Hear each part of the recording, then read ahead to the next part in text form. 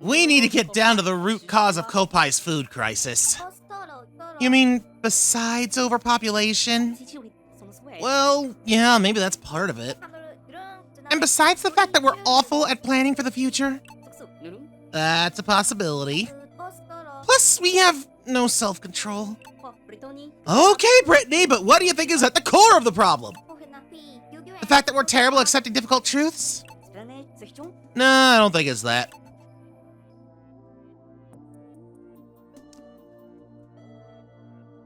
It is terrifying how close to humanity that really is. In all of those aspects. But, yeah, I think Britt kind of hit the nail on the head with that last part. The difficulty the inability to accept difficult truths. Yeesh. That's an important one. Hello, everyone. This is Quiversee, and welcome back to Pikmin 3. Last time, we basically had to continue our bit of damage control mode after Louie stole all of our juice. But now that we got ourselves our juice and, well, at least some juice, you know, we're not about to die. We can now put a harder focus on chasing him down. And thankfully, I know exactly what we need to do that, and it is, to no surprise, blue. We needs more blue.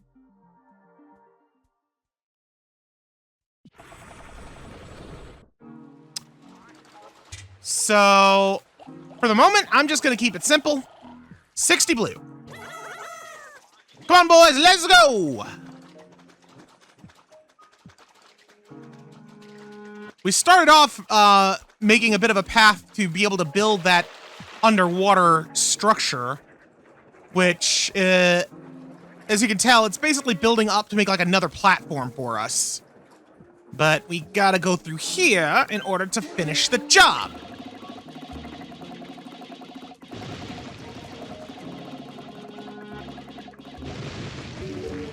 Easy enough. Tiny Blaster!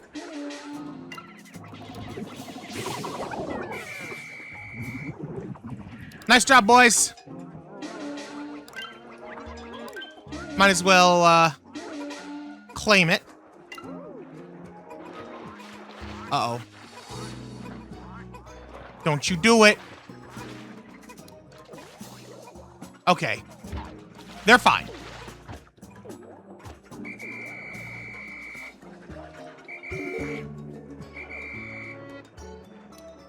This has now been constructed. Just dawned on me, we are gonna need some rock Pikmin.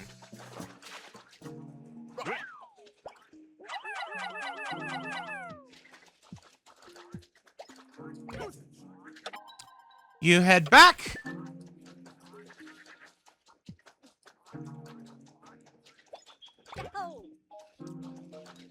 I wonder, can I... No, I can't. That was worth a shot.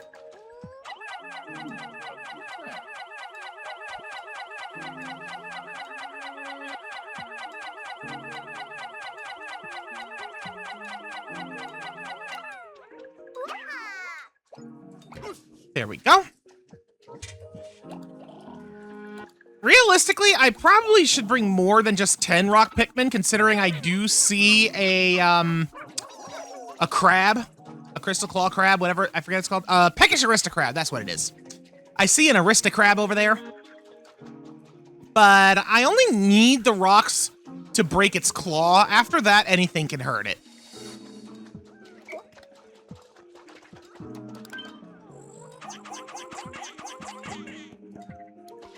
Will you two stop clowning around and get over here? Now then.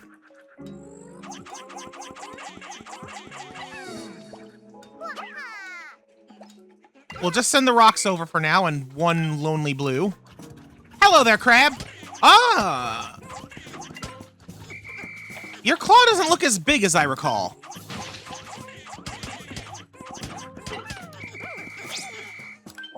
Hey! Yeah, there we go. That'll learn ya.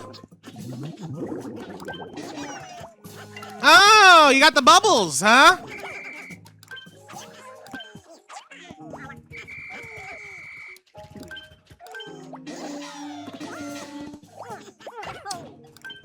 All right, let's send in the heavy cavalry.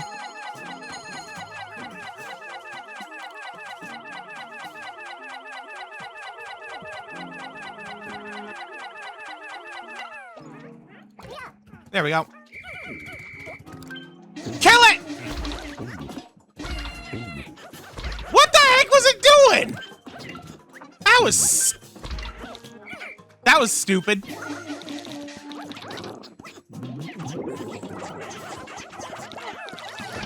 Oi! Finally, it's dead, and it dropped an avocado.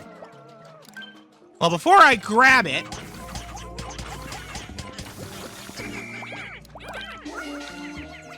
there we go.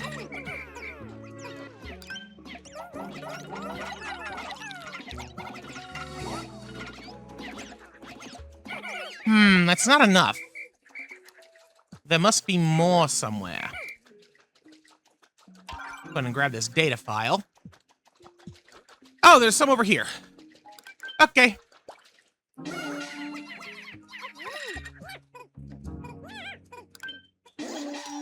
There's gonna be more in here.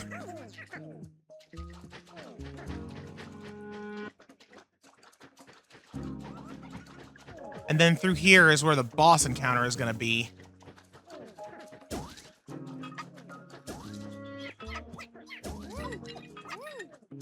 I think I know what the boss is based on the environment, but I don't know what all I'm gonna need for it. I think blue Pikmin are going to be essential because I think there is a water hazard involved. Let me take a look. Yeah, there's water hazards. But there also appears to be crystal, so it's going to be water and crystal. I'm gonna need blue and rock Pikmin. Seems simple. Might as well go ahead and get Alpha up here. I'm definitely gonna want more than just 10 rocks for this. Though I'm also not certain I want to do the fight now.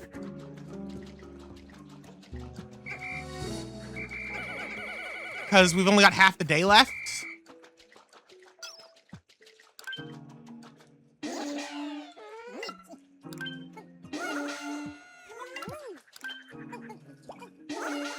There we go.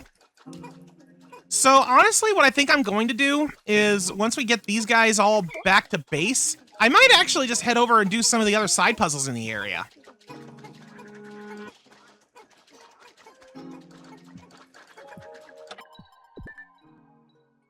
Matter of fact, look right down there. There's a yellow gate. What's blocking the way? It's a bulborb. Okay. Let's put everything away and get an army of yellows.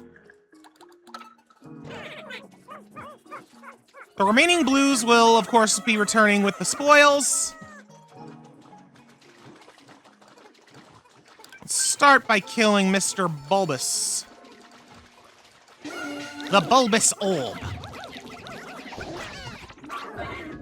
He has been officially bum-rushed. I spy a blowhog in there.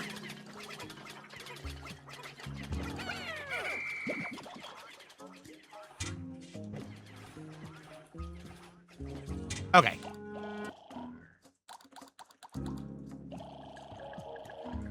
Bring in some reds.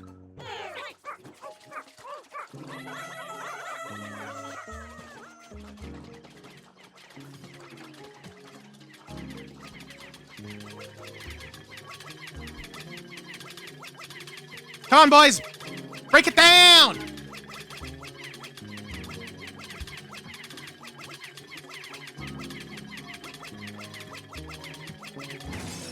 Good job. All right, reds will do that. Yellows unearth the fruit.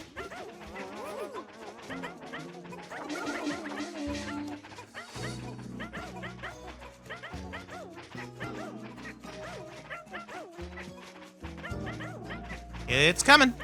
You know what? I don't need to sit here and wait.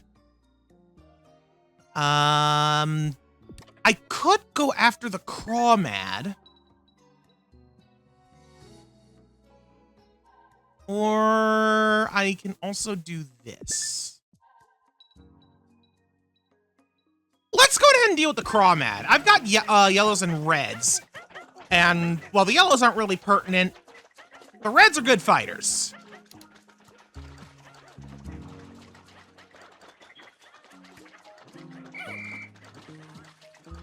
Matter of fact... What? Oh.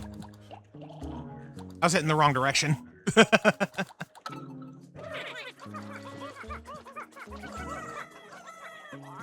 Come on! You goofy little goobers. I didn't mean to go in this direction, but honestly, this kind of works. Might as well snag that. It is a red pellet no matter what, so... You know. It works. Alright, bug-eyed crawmad. Target both of the eyes. Wait for it. Go, go, go, go, go, go, go!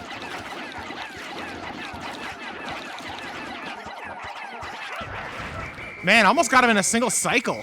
I probably would have if I had used spicy spray on him.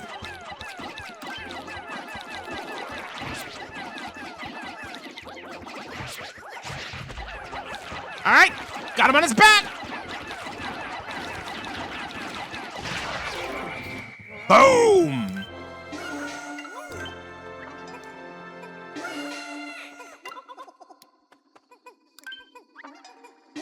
Wait a second. Let me just see something real quick. Oh, wait, we'll look at that later. Yeah, that's what I thought. It says its weight is 10, but it's actually 12. Huh. Wonder why that's wrong. Also, since we're here...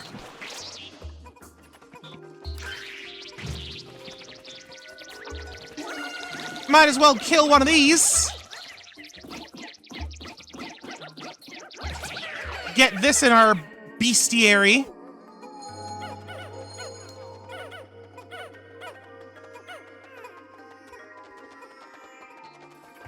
Go for 2. Come on. You're not worth it. Okay. That just leaves the puzzle over here in the left. I think we're gonna need yellows for that.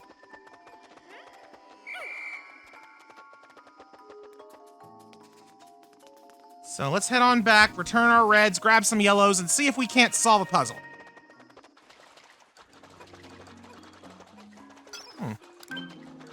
That's probably a 5 pellet. I'm not gonna worry about that. Fruit recovered!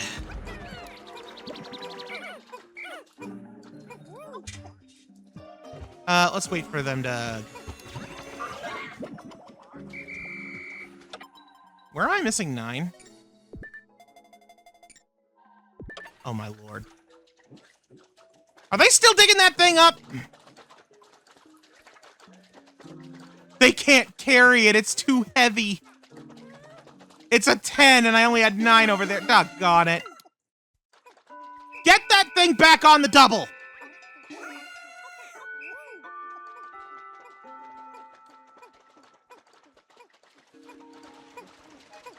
That's right. Move it, move it, move it, move it.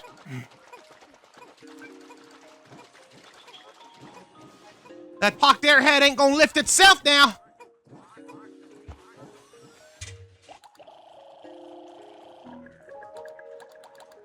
Okay, 60 yellows now. Judging by how little time I've got left, I probably won't be able to get the fruit back. But I should be able, hopefully, to get it off its perch. Although I also just remembered I gotta deal with these wollywogs, too.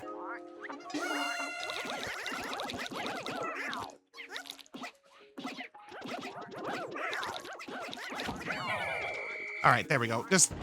I just wanted him gone. That's all I cared about, was getting one of them gone. Now then, puzzle.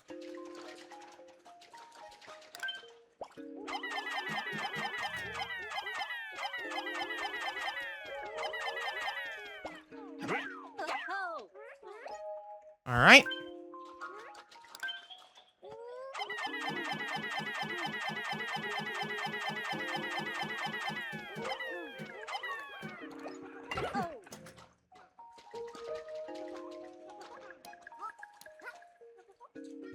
I just realized I kind of botched this. But I can throw yellows from down here up to there. I'm not going to be able to get it.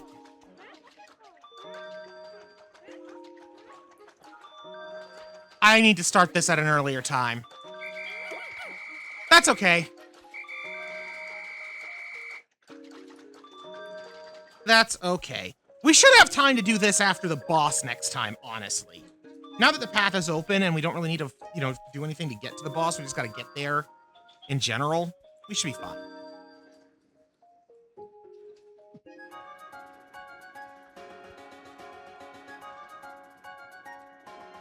A relatively peaceful day this was. All things considered.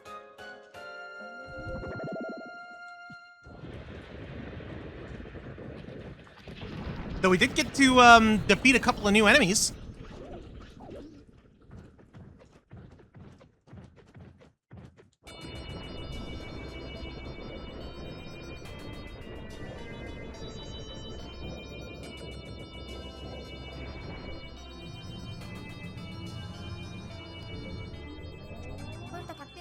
Fruit retrieved day 4. Got ourselves a scaly custard. Some stellar extrusions. And, of course, the pocked airhead. No new fruit types, but that's still good. We have to catch that Hokotation! Good. We still have plenty of juice left. Yeah, we're back in a bit of a safe zone. We got a bit of a buffer. Thank goodness for that.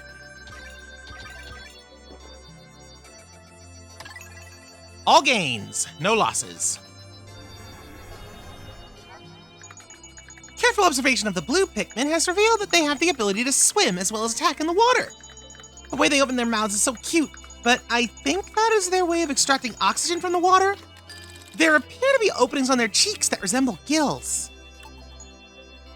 Yup. That is indeed how the blues work.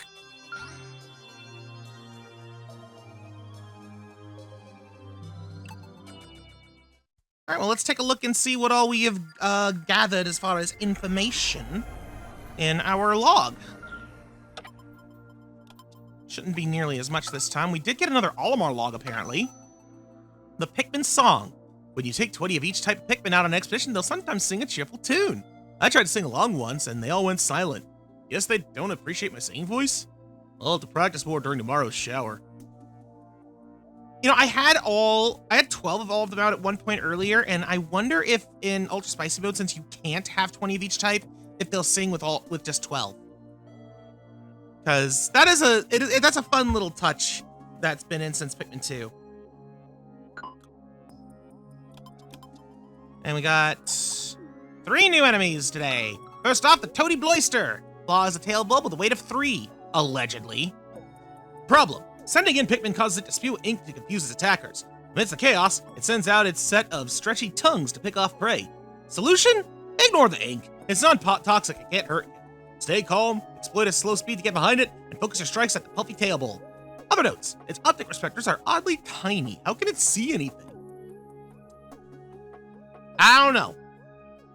It probably has other ways to sense things. I'm positive their tails are a kind of fruit. I tried once to take it away from the Pikmin and have it analyzed instead of converted to seeds, but Alf talked me out of it. He said not everything that looks like a fruit tastes good, and he might have a point. I mean, you've already run across some guaranteed fruits that didn't taste good. That being said, I think she might be right. The Toady Bloister's tail does kind of look like a sprout. This might be like some kind of evolutionary offshoot of Pikmin. That might be a flower bulb or something. It might not look like much on the face of it, but that's because its deadliest weapons are hidden. I've seen its tongue do things I can never unsee.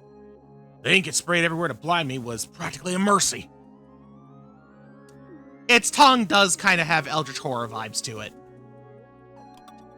Next up is the Peckish Aristocrab. I love it. I love its name. Structural flaw, weak hide, weight of 8. It had the right idea, coating its enormous claw in a crystal shell. But once we have rock Pikmin for that, so once you break the claw, it's not so bad. You have to be careful not to drown, though, since you'll usually meet one near the water. It's got extensible legs to thwart a Pikmin charge, so I find that throwing Pikmin is more effective. That also works for freeing anyone trapped in one of its bubbles. Yeah, I noticed it doing that when its claw got. But once its claw is gone, it doesn't really do much damage, thankfully. There's something so familiar about this thing. Oh, it was the Hokotation onion I studied in my research days. Now that was a dangerous plant. One little incision and I couldn't stop crying for hours. So it is supposed to look like an onion. Everybody knows that rock is supposed to defeat scissors. So how come my steely fists don't do anything against this thing's claws? Sure, it barfed up a few bubbles when I hit it, but all that accomplished was trapping me inside. I don't think the crab understands the finer points of Rochambeau. And last, the Hermit Crawmad. Its flaw is its exposed hips, weight of 5. I find it strange that despite the tough outer shell on the head, it has no protection on the hips. I never put such an obvious flaw in one of my designs. Although I have heard that an intentional flaw lends a certain charm to one's creations. Maybe I'll build one into my next spaceship.